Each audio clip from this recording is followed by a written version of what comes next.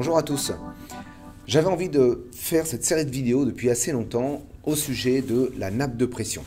Donc changement de format par rapport à ce que j'ai eu l'habitude de faire parce que j'avais besoin d'un petit peu de montrer un petit peu l'usage que j'en fais. C'est quelque chose que j'ai mis tout en haut de ma checklist quand j'ai eu besoin d'investir, quand je me suis mis en compte. C'est quelque chose que j'utilise depuis très longtemps dans le cadre de la clinique du positionnement à Palavas et Flow.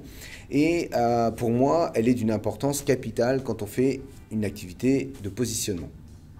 J'ai vu des ergothérapeutes qui ne savaient pas vraiment quoi en faire, ou qui en avaient une et qui se disaient bah, on l'a mise plusieurs fois, puis après on n'a pas eu plus besoin et donc on a arrêté de s'en servir. C'est pourtant quelque chose pour moi de capital et donc je vous propose au travers de situations vécues dans mon activité en positionnement, en clinique positionnement ou en activité libérale, de vous montrer un petit peu en quoi ce matériel a été intéressant. En aucun cas, je suis dans le placement de produits, de vous dire que cette nappe est meilleure que les autres, ce n'est pas le sujet. Le sujet, c'est de parler de situations cliniques. Je vais quand même vous présenter les différents matériels que je connais moi personnellement. Je n'ai pas vocation à vous tout donner, tout vous servir sur un plateau sur ces vidéos. L'intérêt, c'est justement d'avoir créé une chaîne YouTube, Tout un Orthopédie, pour traiter de ces vidéos. Ça vous permettra de les retrouver facilement suivant les thématiques qui peuvent vous intéresser. Et c'est aussi une manière de centrer les informations. C'est-à-dire que dans les contenus des vidéos, vous allez avoir tous les contacts des fabricants, des commerciaux, et ensuite, l'idée, si ça vous dit, c'est d'avoir un peu d'échange au travers des commentaires. Donc je vais faire ces vidéos. Il y a des choses que je vais dire qui pourront peut-être être fausses pour certains, ou à corriger pour d'autres. Et donc je vous invite à compléter. J'initie la présentation et à vous de suivre par la suite au travers des commentaires, les commerciaux, de rajouter des éléments supplémentaires par rapport à votre matériel en ajoutant des éléments plus spécifiques, en disant qu'on peut aller plus loin dans telle situation, telle autre situation, etc. Ça permet en fait, c'est du gagnant-gagnant, ça permet à tout le monde de tirer un petit peu les compétences vers le haut et de trouver des informations que potentiellement vous allez avoir besoin. Donc n'hésitez pas à liker la chaîne YouTube, ça vous permettra d'être informé dès qu'il y aura une nouvelle vidéo, dès qu'il y aura des nouveaux commentaires.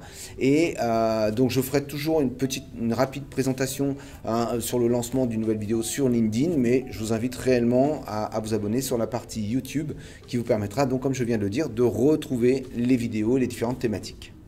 Alors je vous rappelle, la nappe de pression, elle a des intérêts, bon, là qu'on connaît peut-être un peu tous. Il y a un intérêt médical dans la prévention des escarres pour vous permettre de choisir le matériel, de le modifier, de le régler. Et il y a une autre partie qui sort un petit peu de ce cadre-là, qui est plus au niveau de la formation. Comprendre, pour nous déjà, par exemple, moi je fais sur moi régulièrement des mesures de nappe de pression pour comprendre les interactions qu'il peut y avoir sur des assises, sur des éléments de correction, est-ce que je suis en bonne voie ou pas. Donc c'est plus dans l'apprentissage ou dans la formation.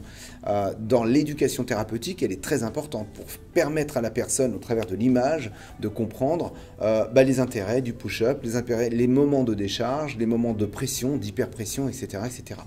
Donc c'est un outil qui a deux aspects pour moi au niveau de l'usage. Celui dans lequel je vais me concentrer, c'est plutôt nous en tant que praticiens qui allons agir sur des installations, sur des coussins. Qu'est-ce que peut apporter ce type de matériel ? Nous avons 4 grandes familles de nappes de pression à ma connaissance. X-Sensor, TechScan, BodyTrack et TexiSense. Donc c'est les 4 grandes marques qui dominent un petit peu le marché dans ce type de matériel. Et moi je les divise en 2 parties. Vous avez la partie haute définition qui sera représentée par X-Sensor et TechScan. Donc c'est des nappes qui ont plus de 1024 capteurs. Pour utiliser la X-Sensor depuis quelques années déjà, dans le cas de l'Institut Saint-Pierre, c'est vrai que quand on pose la main, on a un vrai détail, on voit vraiment le détail des doigts. Un petit peu moins pour la TexiSense que j'utilise dans le cas du libéral. Après, à voir en fonction des usages, l'intérêt, c'est pas de vous dire l'une est meilleure que l'autre, c'est à vous de faire vos choix et après dans les échanges que vous pourrez avoir avec les commerciaux pour essayer de faire le tri dans tout ça. Donc haute définition, plus conventionnelle classique, moins de 1024 capteurs. Toutes ces nappes de pression ont toujours à peu près les mêmes fonctionnalités, une image globale colorée des pressions et ensuite un certain nombre d'informations à côté. BodyTrack a une petite particularité, c'est qu'ils ont 2 gammes de produits avec une nappe beaucoup plus simplifiée, dans les possibilités, mais aussi dans l'usage. Il faut savoir que les nappes comme XFS Sensor et TechScan sont des nappes qui ont beaucoup de fonctionnalités et auquel cas peuvent représenter une certaine complexité à l'usage. Dans les nappes haute définition, TechScan revendique une certaine particularité dans la précision des mesures et dans la régularité de ces mesures avec une technologie qui leur est propre. C'est ce qui en tout cas a été beaucoup revendiqué les fois où j'ai pu les appeler les uns et les autres. Donc 4 modèles, 2 modèles haute définition, 2 modèles définition, on va dire classique, normal, donc un petit peu en dessous de 1024 capteurs. Toutes représentent un petit peu la même base, une image colorée de la situation des pressions dans l'assise et à côté un certain nombre d'informations. Je ne vais pas m'amuser à toutes les décrire une par une. Ce que je propose, c'est au fur et à mesure de l'avancement des situations dans lesquelles on va se projeter, je vais parler un petit peu justement, telle fonction a été intéressante, telle autre a été intéressante. Et j'invite les commerciaux ensuite à amener un peu plus d'éléments sur leur matériel.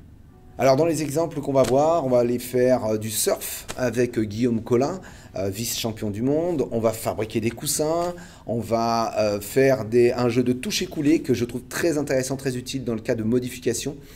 Toutes ces petites choses-là, donc j'ai à peu près 5-6 cas actuellement, mais il y en aura d'autres à venir par la suite, avec donc à chaque fois une particularité, une spécificité dans l'usage du matériel nappe de pression.